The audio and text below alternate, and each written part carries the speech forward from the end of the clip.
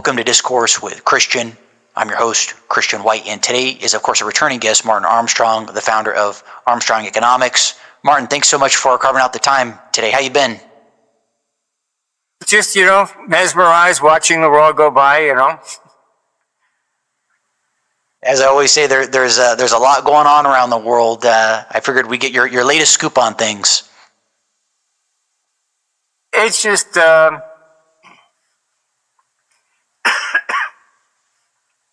I don't know. When you look at what Trump said,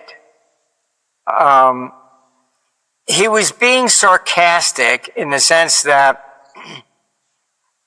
oh, Russia's a paper tiger. You go ahead, you can take it. Ukraine can keep all its land and take more. This is what the neocons have been preaching in Europe. And it's absurd. So I think what he was saying was basically saying, fine, I'll give you all the weapons. Go ahead, have a nice time. I don't think he was really serious. I think in a way he was being very sarcastic, because I do know what these people have been saying, which is absurd. But I mean, that's NATO. NATO, in my opinion, should have been shut down, because their only purpose was against the Warsaw Pact and communism, etc. And when all that fell, what's the purpose of NATO? Its purpose is only for war. And so you see them trying to expand into Asia. This is to keep their jobs and their pensions. That's all it's about. And I mean, Putin has absolutely no interest in invading Europe. He's been there since 1999. But they equate it like he's Khrushchev. And when Khrushchev said, we will bury you, it wasn't for economic reasons. Like, I'm going to conquest and I'm going to get all the assets you have or something like that. He was a real believer in Marxism. He really believed that communism was this new, utopia, and capitalism was evil. And so it was philosophical to him. And my concern is that these neocons never, ever, ever change their agenda. It's always the same nonsense. And like I said, I was in D.C. when Reagan wanted to go meet Gorbachev. And what I was told then, the neocons were all up in arms about it. They couldn't call him a communist, so they said you can just never trust a Russian. So I don't, if I'm Putin,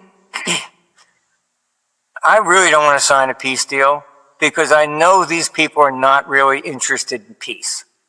This has got nothing to do with Ukraine. This is about the conquest of Russia, period. And it always has been. You can look at Robert McNamara before he died. It's on YouTube.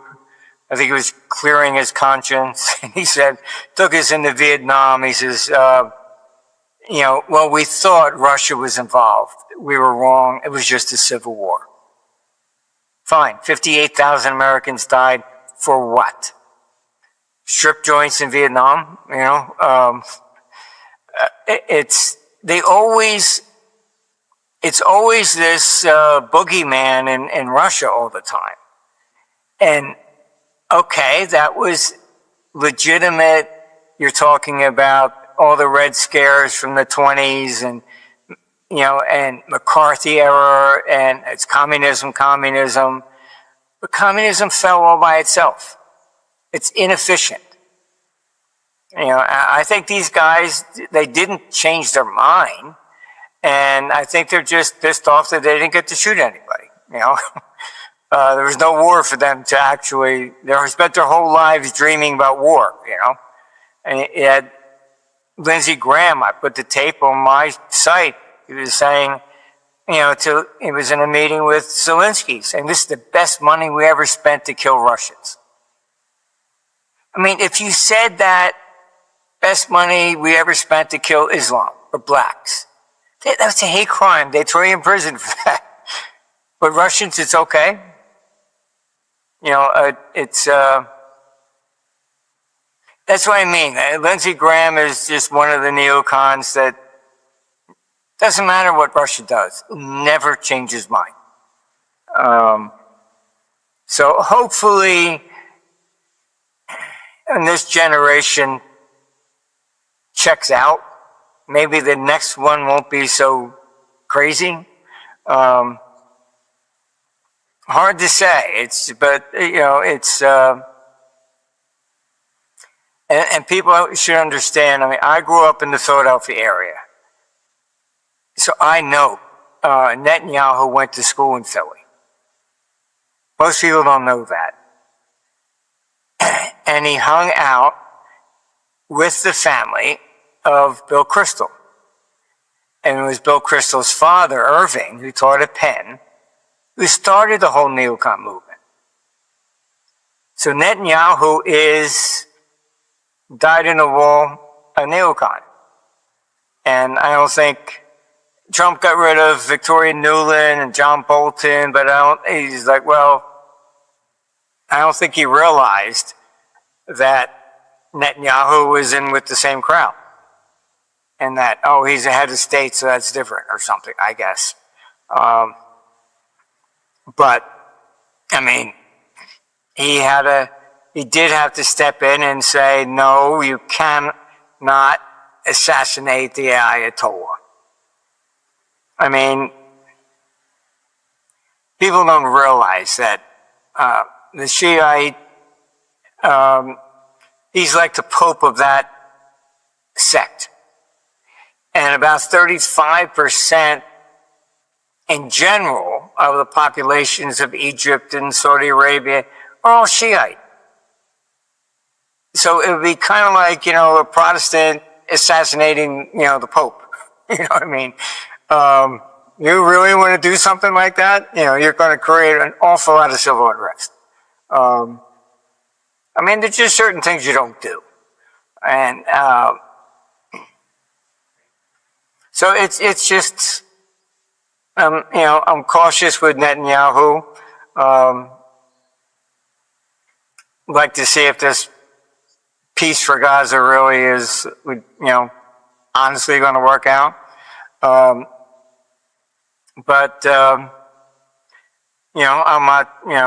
not a great proponent of Netanyahu. I think he's done serious damage to the Jewish community, where you have more of this rising anti-Semite type thing, or really because of him. Protests on the campuses and stuff like that. I mean, and then, that's the stuff that gets, percolates into something else. Like in Germany, it started with some fraud in the Weimar Republic, and that involved Jews, and then they got angry with that, and then it turned into a conspiracy that the Trotsky was Jewish, so all of a sudden communism turned into a Jewish conspiracy, and then it just takes on its own life, and everybody's involved. So, you just got to be careful of that kind of stuff.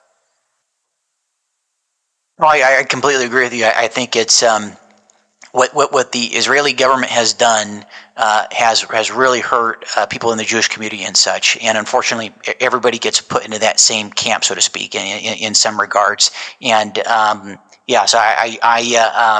I couldn't agree with you more in terms of making that distinction. As it relates to well, I guess since we've mentioned Netanyahu, what do you think will ultimately befall him? I mean, do you think he'll just continue to carry on, his agenda, so to speak? Do you think he's going to be overthrown? How does it impact the geopolitical world? I mean, eventually, I think he may be overthrown, but I think that's also maybe too little too late. But look, I mean, even from Russia looking at the United States, they see the people like Lindsey Graham. And that can be interpreted as all Americans hate Russians. You know what I mean? Not everybody's worldly or really, no matter what country you go to, there's always people that approve of the government and those that are against it, no matter what it is. You can't throw everybody in one pot. It's just simply not, going to be it. And things do change. I mean, like most of the Americans that came here from Europe got away from all that bitter nonsense. So that's why FDR couldn't get us into World War II. Congress would not issue a declaration of war, not until Pearl Harbor. When they got that in, then people signed up. Okay. But before then, no way. In fact, I had seen a documentary of a speech where FDR had gone to Boston trying to, get people to support that he could send troops. And of course, Boston's mostly Irish. And they said, you really expect us to send our boys to defend Britain after what they did to Ireland? So this was the problem they had. And that's what made America more isolationist. That most of the Europeans that came here wanted to get away from all that crazy stuff over there.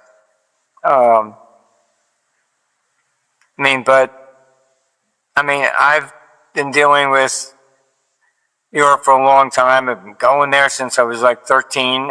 Back and forth. And,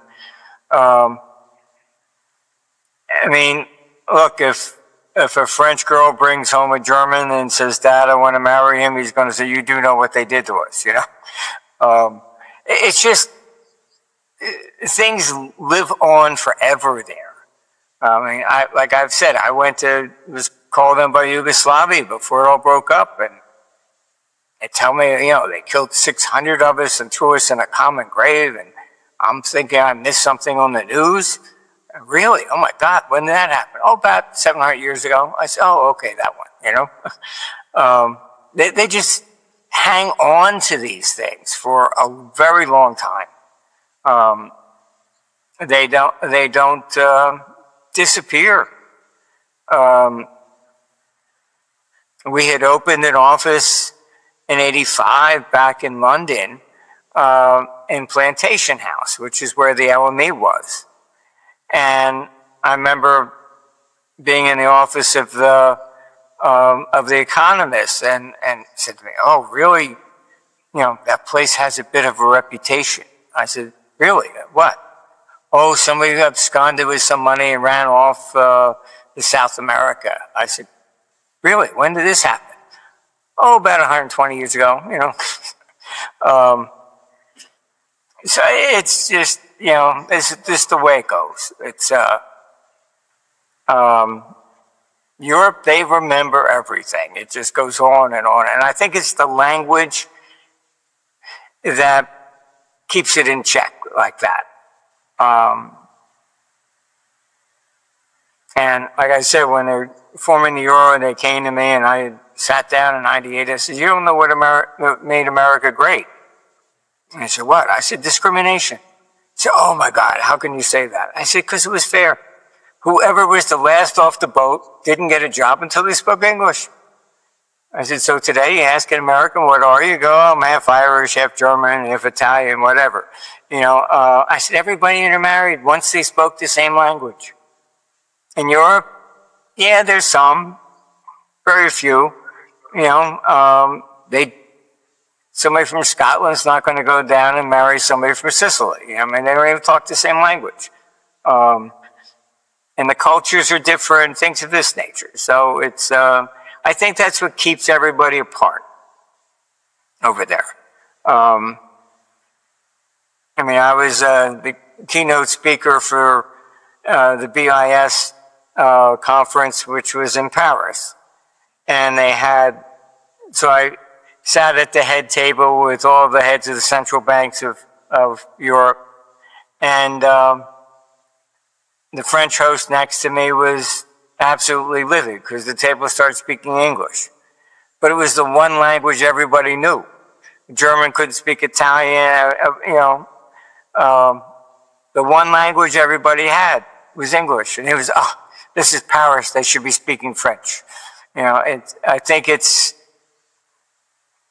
I've done a lot in France, been called into some the major companies there, told to bring an interpreter.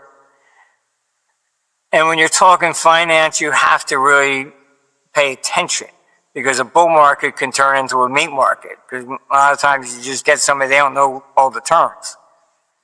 And so I had at this one meeting, I had a stopper and corrector. And they looked at me and said, "Oh, you know what she's saying?" I said, "Well, I'm not a complete idiot." Then they dismissed her and the meeting takes place in English. It's, as long as I could understand some French, it's okay. Then they can do the English. But if I don't understand anything, no, then it's got to be translators. Very arrogant that way. And I think, honestly, I think some are just resentful that Napoleon lost at Waterloo, and had he won, the world would be speaking French instead of English. I think that's the way they look at it. Yeah, it's pretty fascinating. I mean, I'm going off on a tangent here, right? Well, as far as Europe goes, I mean, the myriad of countries that you have and the national identities. I mean, despite currency like the EU and things of that nature existing, but to your point, I was actually reading about the rise of nationalism in the 19th century, and of course, you saw more the rise of the modern state versus these myriad of different states, if you will.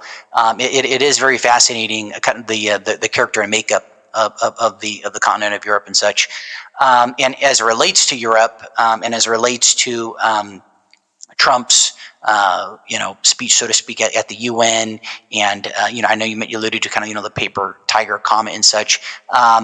Where are we at currently as it relates to things further escalating, things that you're reading, and as it relates to your blogs and things of that nature? Well, I have made my concerns known in Capitol Hill, and the response was, "Look, peace is still on the table." Very nice, but I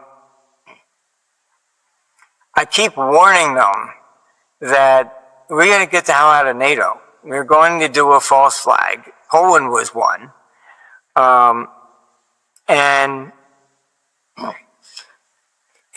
economically, Europe is crumbling from the inside. You heard of the England and France finance ministers hinting that they may need an IMF bailout. Europe is highly regulated, socialistically, and between COVID, lockdowns, then the climate change nonsense, and then the sanctions on Russia. The German economy has shrunk at least 3%, maybe up to 5%. So I'm talking about the number of possible jobs available. Then you have these migrants, all right? And I find it interesting that Merz just came out to criticize the EU about these socialistic, these social programs or ideas, diverting away from economics. Because this is a recipe for total disaster. And You don't bring in immigration during an economic decline. You can look it up when all the Irish were coming in 1844, and the 1840s was a depression. And what happened? There were gun battles on the streets of Philadelphia. Because somebody coming in, okay, you're getting $10 an hour, I'll do it for $8.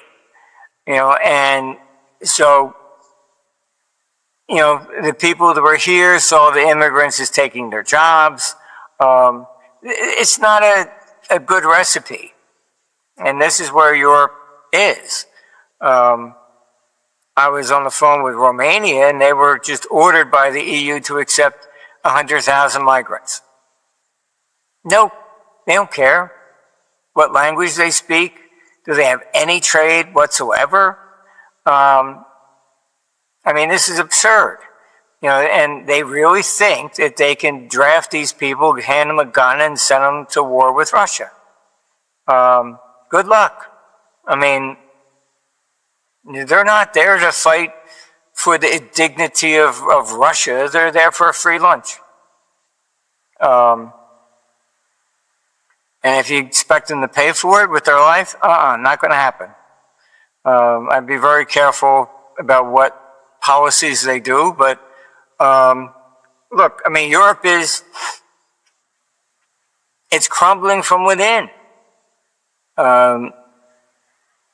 I would be surprised if it can sustain past 2030. You even have Merz coming out now. For Germany, which is 25% of the whole economy.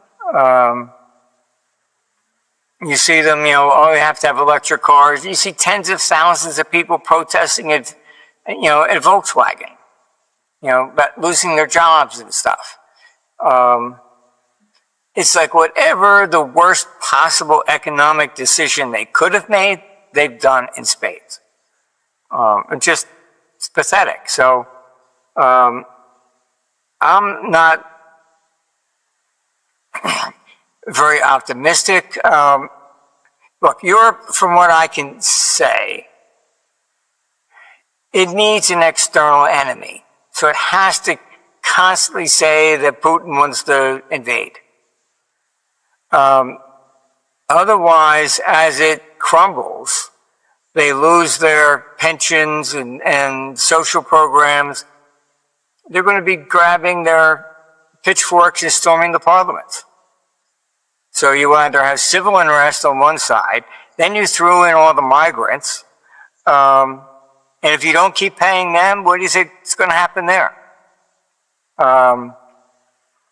So honestly, it's like whatever stupid decision they could have made, they did absolutely perfect.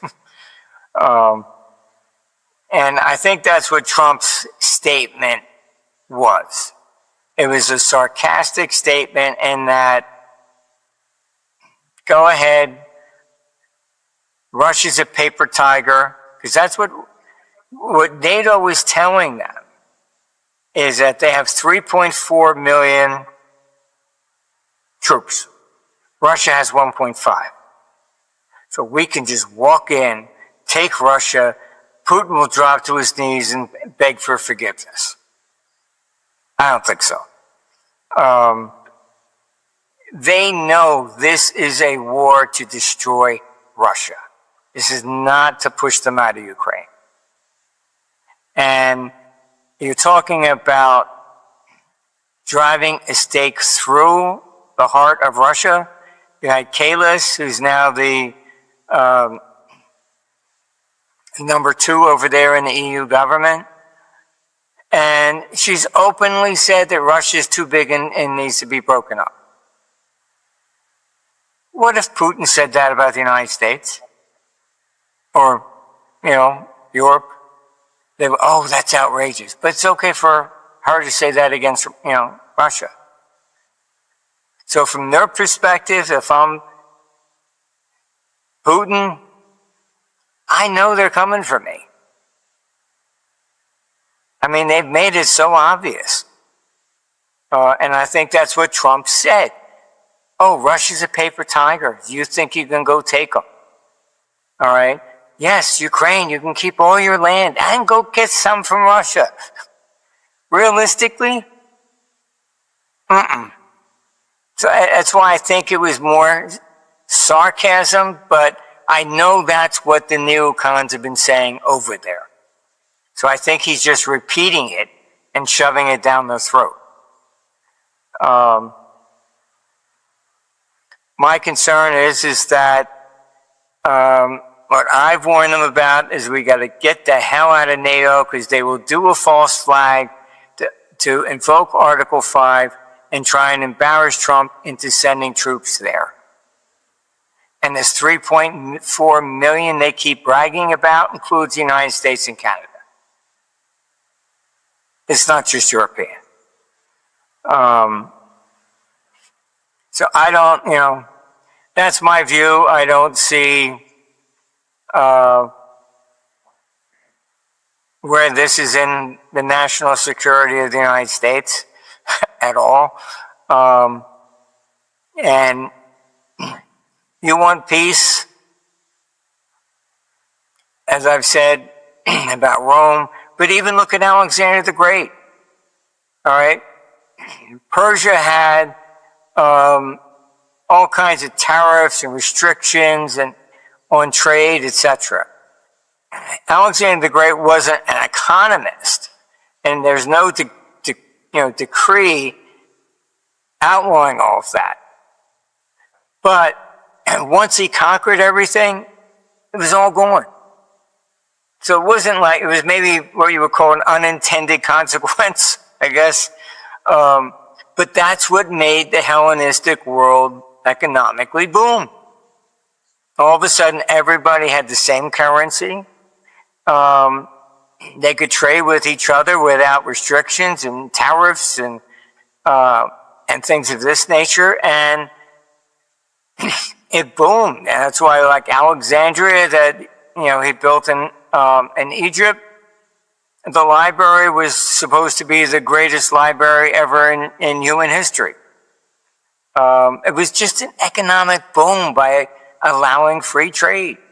That's your recipe for peace, not sanctions.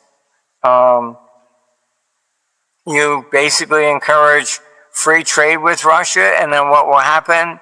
Their economy will expand, and those people will provide the check and balance against their own government. What, you want war? I'm out of business. Knock this stuff off. Like Americans, we're not interested in going and invading and occupying Russia or China. I mean, most people just want to go along and just take care of their families and go from day to day. It tends to be more of these theoretical people in the upper echelons that think war is like a, football game or something. I mean, just look at Louis the sun god Louis, when he, on his deathbed, he lamented. He says, "I think I have loved war too much." He attacked just about everybody. And that's actually behind our Second Amendment. Because there was a General Savoy, and he was interviewed by Montesquieu. And Montesquieu's work is what influenced our founding fathers. And he was a general who fought many wars for the kings of Europe. And he told Montesquieu that these kings have these standing armies. They pay a lot of money for them. And they get bored because you see all this money going out, but they're not doing anything. So he said, go attack this. Get my money out of something, And so his comment to Montesquieu was that standing armies were the problem. because then kings tend to use them. And that's behind the Second Amendment. That more like Switzerland, where, okay, fine, everybody has a gun in their house. Mainly, they had to go do their training in the military, then they went home. But if somebody invaded, then they all come out with their guns. A militia. That's what the Second Amendment was really about. And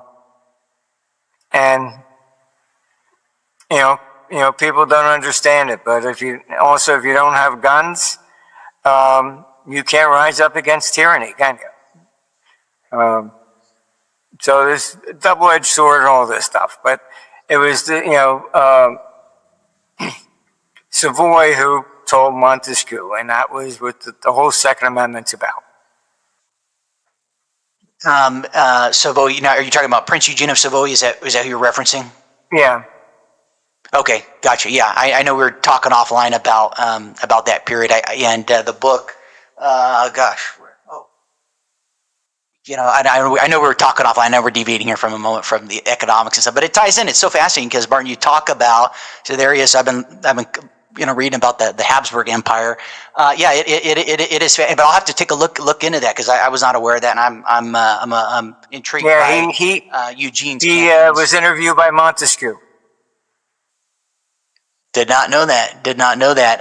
And as it relates to, you mentioned about war and desire, right, for countries. I've been reading a bit about the Sun King and such, and it is interesting how that desire for glory, right, amongst the nobility and such. And it's unfortunate when you think about even today, where your average Joe, if you will, to your point, just wants to get on with their life, but you have called the modern day nobility, if you will, the neocons and things of that nature. They want the glory. They live in this bubble, divorced from reality, more or less.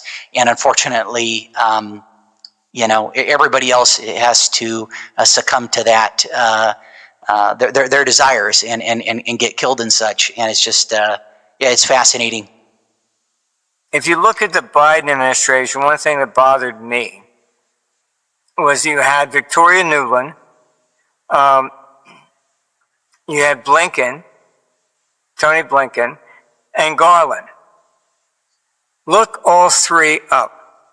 All three claimed that their families were from the Ukraine area, and all three claimed that their families were persecuted by Russia. I felt, okay, 3 in the same administration, all neocons. No, I'm sorry. I think they aspired to that position to hate Russia and create something for family vindictiveness or something. I really don't know. I just find it very curious. How could 3 people with the same historical background end up in the same administration? How they weasel their way in there. I think I do remember you mentioning that, and it is fascinating how people will draw back on something historical as a legitimacy or as a foundation from which to substantiate their position or so on and so forth. Okay, so obviously we've covered Europe here a bit. How about segueing over to Asia, if you have any thoughts on that, and then at some point, Venezuela, things of that nature that we're hearing in the news? Well, I think the neocons basically have instigated that as well. Before the Biden administration, we had agreed to what was called the One China policy. And that was basically saying that Taiwan was really part of China. Okay? And you have to understand Asian culture. As long as we said that, then it's fine. They don't need to invade. All right? When you got Pelosi over there, you're independent, stand up, go. Now you have to. They were kind of like pissing in China's face at that point. For what reason?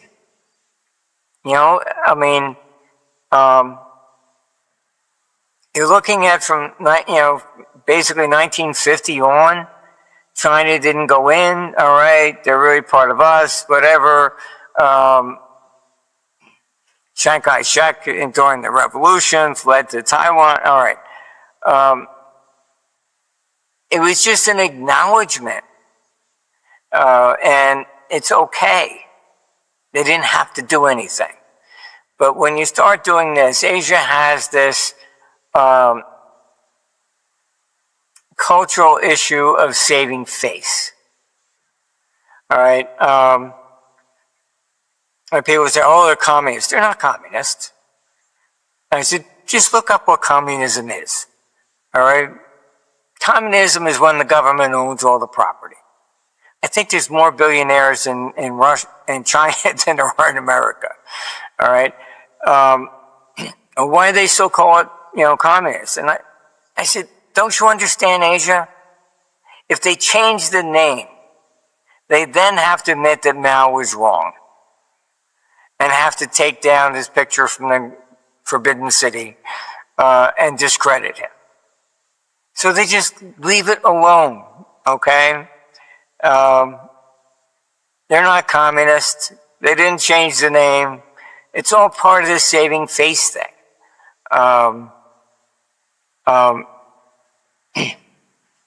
Communism fell with Tiananmen Square, period. And, we have an office in China. We have staff. They can freely come here to our conference and back and forth, whatever. Couldn't do that in the communist era. So, you have to understand also the culture of different places. It's more than, I'll give you an example. It's a funny one, but the city of Philadelphia, William Penn, he looked up the word Philadelphia from ancient Greek, and what did it mean? It meant brotherly love. So they say, city of brotherly love. However, he didn't understand the culture. He didn't understand what it meant. Look up Ptolemy, I think the second or third, and they give him the title Philadelphus. What did it mean? Incest. He married his sister. Brotherly love. It's not quite the Christian version, right? But if you didn't know your Greek, as William Penn did, oh, brotherly love, yes, I love my brother, like out of the Bible. Not the same thing. You got to know the context. Before you start, every culture is a bit different and they think differently, etc. So you have to understand that. In Japan, how you bow according to rank. So you'll see a girl and she'll go all the way down like 90 degrees and you get to the very highest level and it's just a head nod. That's it. You bow according to rank. You go to Germany and they'll kiss you on each side of the cheek. You go to Switzerland, just two. Where's the third? Two's bad luck. It's so everybody's got their own thing.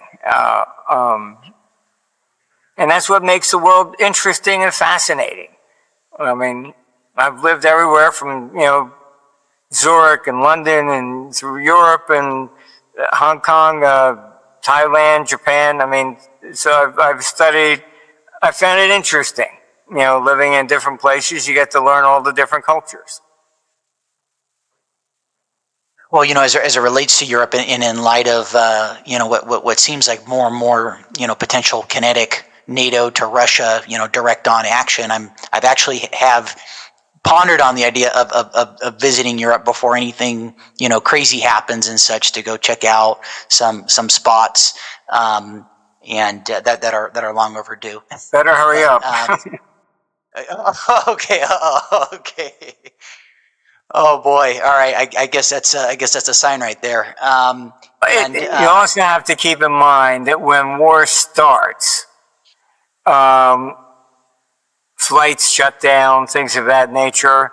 You might have to get a paddle boat to get home, you know? or I might just have to settle someplace. Maybe maybe somewhere in Southern Europe, which I have fantasized about a little bit. But how about over in Venezuela?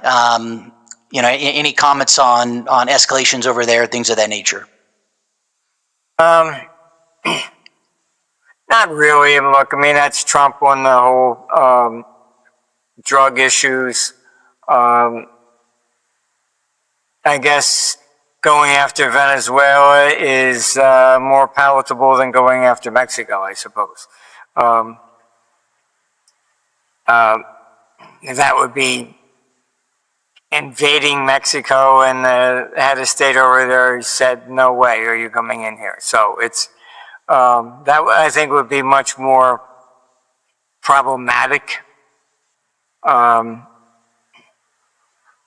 But I mean, this is where Trump goes off, I think, on a tangent. What he's done. All right, I think everybody agreed. All these illegal aliens coming in, they have no trade, nothing, just being taken care of. Friends in Austin saying, people are getting robbed, walking in the mall and stabbed, stuff like that. All right, that's basically what got him elected. However, now it's going completely nuts. $100,000 to application fee for a visa, and that's why you see massive people leaving, Indians and stuff. I mean, lining up at the airports to get out. Why? Because you pay $100,000, and it's not a guarantee you get it. And I have one employee that's been with me at least since 2011, and he was coming here, no problem. Then all of a sudden they don't let him in. Why? We don't have to tell you. Our prerogative. All right? And you look at this new visa fee, $100,000 to make the application. Not a guarantee you get it.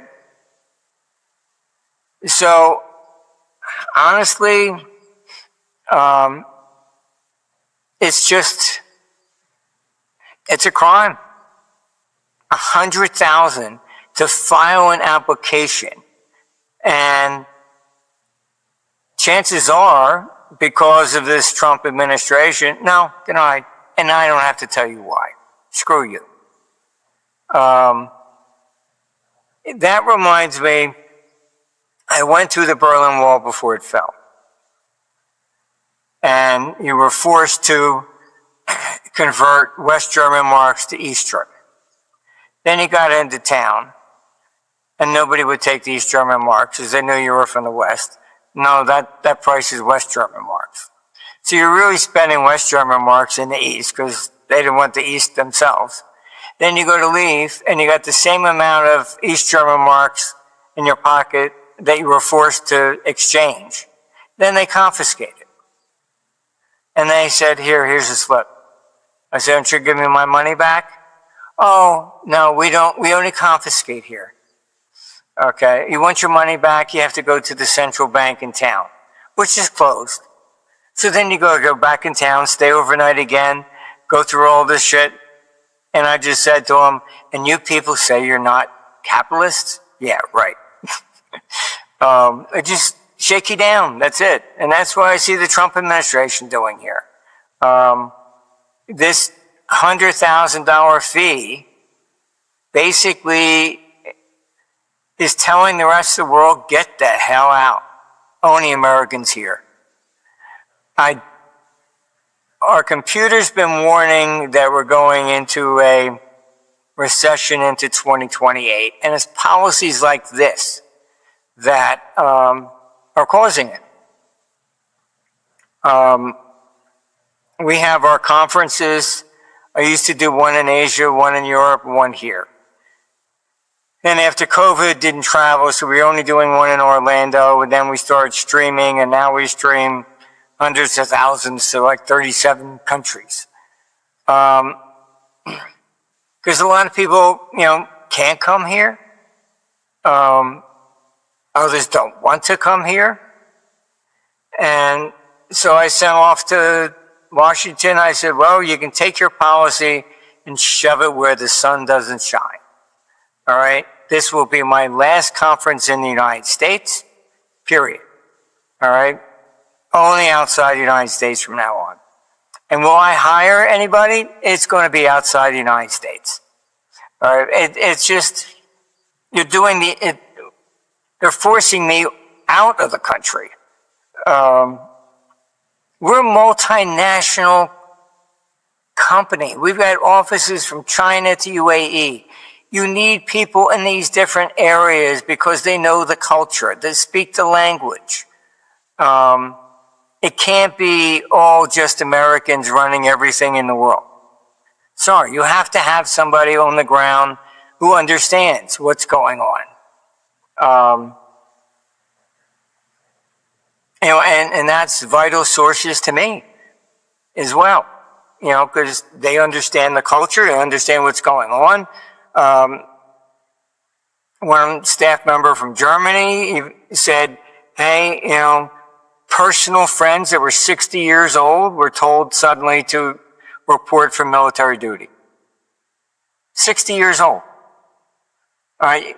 So I can, by having staff around the world, and we have every race, creed,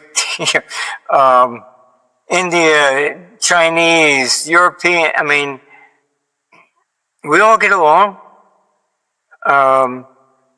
We're like a mini UN ourselves, and the difference is that everybody's of the same mindset. That, be careful with government, and so everybody looks at it from that perspective. That's why they're here. All right, so we're not, they're not biased about only invest in India or something like that. That's, absurd. Everybody understands we're all in this together. Amen to that. And then I guess lastly, of course, before I, have you share with the audience how they can learn more about you and such, potential civil strife and such, more so in the U.S. Obviously, we're seeing a lot of stuff going on over in Europe, the UK, things of that nature. Obviously, in the wake of Kirk's assassination, any commentary or any thoughts on things escalating or and such here domestically? The talk behind the scenes is that there may have been a second shooter at the Kursk thing. This is in part why Trump, after that assassination, is suddenly going and Antifa, terrorist organization, going after Soros, etc. Because there are, Soros has even openly said the United States is a problem, has to be, basically removed. These are globalist ideas. And these people think that a one world government is the solution. They're crazy. I even have a tape on our site. You can look up the former president of France, Holland, standing in parliament with Merkel and saying the whole purpose of the EU is one government to stop war. And it's bullshit, because then, okay, fine. All I hear from Europe is, when is the EU going to fold? Because they've interfered in everybody's culture. You're going to do this, you're going to do that. I'm telling you, and you're the one that's actually reigniting all the differences between countries. Same thing's going on here in America. I mean, the country's extremely divided. I believe the curse may have been an intentional thing to further expand that. And this is why Trump is going after Soros and the rest of them, because there is a clear agenda. If you create the civil unrest, you divide a country and it will fall. And they think then they get to ride into a ticker tape parade and join just the one world government and we'll save you. You know, it's, look, I know some of these people. I think most of them are academics. Just look up the World Economic Forum's 2030 agenda. I put the video on our site in case you can't find it, but in there he says, you know, democracy's done. They take the philosophy of Aristotle, Socrates, and Plato, that they were against democracy because the people were too stupid to understand, and you really needed somebody with some experience at the head of the class. That's why we ended up with a republic and not a democracy. Democracy is when you vote. Do we go to war with Russia? Yes or no? They don't ask us. And a republic, they make the decisions. Oh, but they represent us, you see. That's the nonsense. So that's what the EU was created on. Look up Ursula. She has never stood for an election for anything.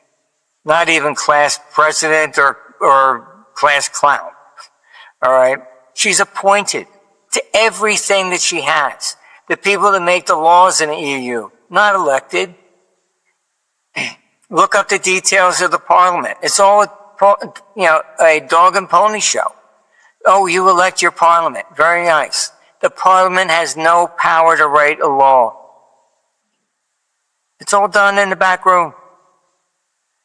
They deliberately created a government to thwart any possibility that the people might vote them out.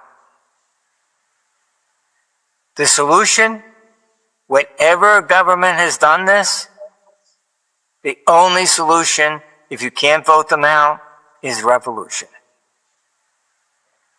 That's the civil unrest you will see. It's the same thing in the United States. I mean, I'm in Florida. I don't even want to go to California. California to me just looks like a completely foreign, entity anymore.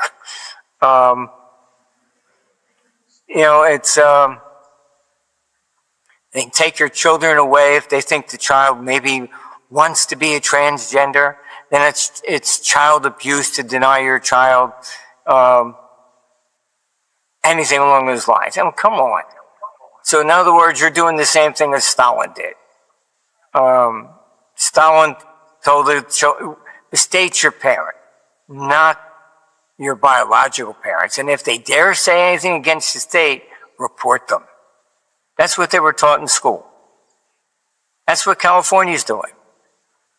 They always lead in the same direction.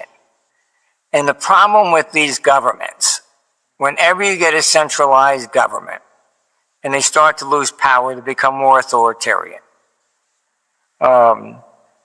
So California, instead of saying, gee, why is everybody leaving? What are we doing wrong? No, what do they say? Let's put an exit tax to punish these bastards for leaving. Look at England, putting a mandatory ID on your phone so they can listen to every phone call. And gee, if you say something that is hate speech, and what is hate speech? Gave a guy 22 months in prison for saying, I'm tired of my money going to migrants who rape our kids. 22 months in prison for saying that. Arrested another guy. Oh, it's hate speech. because he didn't understand somebody says, "Do you speak English?" Oh, that's hate speech. Another one walking around with the British flag. Yeah, what? Starmer's going completely nuts. Completely nuts. I was asked if I would come over for a meeting to Britain. I said, nope, sorry, we'll no longer go there. I said, he'll probably arrest me for something I said 10 years ago. Not interested. There is no free speech left in Europe. Zero. And that's what I mean. They know they are collapsing. And the more they know they're collapsing, the more authoritarian they get to try and retain power. If everything was fat and happy, everybody's happy, you don't need this kind of stuff. We never had this in my lifetime. Why do we have it now? Because they're in trouble. And even in UK, the finance minister even said, we may have to ask the IMF for a bailout loan. Gee, how about that? What does that say? Read between the lines. If they have to ask the IMF for a bailout, that means they can't sell their debt. What did I say? All countries fail when you're in these Ponzi schemes. It's not the empirical level of debt. We could have 50 quadrillion. The question is when the line at the door is no longer there to buy the next tranche. If you can't sell the new debt, then you can't pay off the old. And it doesn't matter what we're talking about. 1 billion, a trillion, 20 trillion, 100 trillion, that's irrelevant. Throughout history, that's happened. You can look up the city of Mainz in Germany. It's where the Gutenberg press was. The same story is like Detroit. All right. All the auto companies are there. Oh, wow, this is great. Kept raising taxes. They all left. Detroit ended up in bankruptcy in 1937. Okay. They chased everybody out. The city of Mainz, it's where Gutenberg press was. Even Gutenberg himself left. All right. Raising taxes. We'll get the rich. That's a good one. All right. Oh, we're only going to tax the rich. How do I know you're not rich? You still have to file a paper to tell me you're not. And what's criminal? Oh, the failure to file is criminal. I can't put you in jail because you didn't pay your taxes. I'll put you in jail like Al Capone, all right, for not telling me you owe it. It's so I mean that's as soon as they say they're going to tax the rich, better zip up your pockets because they're coming for you. They started that 1913 only going to go after the rich. By World War II, we had payroll taxes. All right. And then when I was in New Jersey, my father's old law partner said, if you die here, tell your family to drag your body across the river before they tell anybody. They want 50% of what you have while you're working, then 40% of what's left. So I moved to Florida. All right, got the hell out. It's just,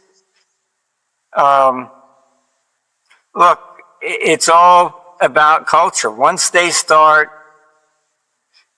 they're just leftists, and leftists will always grab more and more money. There was a leftist politician in Vancouver. I was just dumbfounded. She actually said, everything you earn belongs to the state. They decide how much you're allowed to keep. Interesting view. Here in Florida, they just got a bill going up to the state to abolish property taxes. You have a balanced budget. No income tax. How can we do all this down here where you can't get anything done in New Jersey, New York, Connecticut. I mean, the corruption is just so pervasive. And they always run out. Just raise the taxes. Instead of reform, raise more taxes. That's it. And, you know, somebody's lived their whole life. They bought a house for maybe $15,000 in the 50s, and now it's worth, 300 grand. Oh, look at that. You're rich. This is why they're going after the property taxes here. It's one thing fortunate about Florida is that we have a lot of retired people here, and that's really good because there are check and balance against the government. That they'd have to change the Constitution to get an income tax in, and not going to happen. Well, fascinating conversation that we had, and I'm just reminded of because you and I both really enjoy history. Not to sound all cliche, but just so many of this, so many similar things credit, wars, social class. I mean, it is really fascinating, well, anyhow, Martin, how can people learn more about you, get in touch with you? Just go to armstrongeconomics.com. You don't have to put in any emails. We don't sell advertising. It's completely open. To basically provide a platform for free speech. It's our main objective, to at least tell the truth, and we're not partisan one way or another. If Trump does something good, I say yes. If Trump does something bad, I say no. There's no room for partisan because we're global, so it can't be, partisan just for one side all the time. It's there are shades of gray to both sides. Well, that I'll comment also on this since you mentioned that. That's something that I have found in the myriad of different guests that I've had on is, and to include my thought on the other side of the spectrum politically is that I guess the truth is, to your point, somewhere kind of in the middle, more or less. And anyhow, everyone's got their different approach on things. But Marty, appreciate your time. Be well, and I'll always enjoy hearing your thoughts. So thank you for carving out the time. Well, thank you for inviting me, and take care, Chris. You as well. Quick ask, over half of you who watch the show regularly haven't yet subscribed.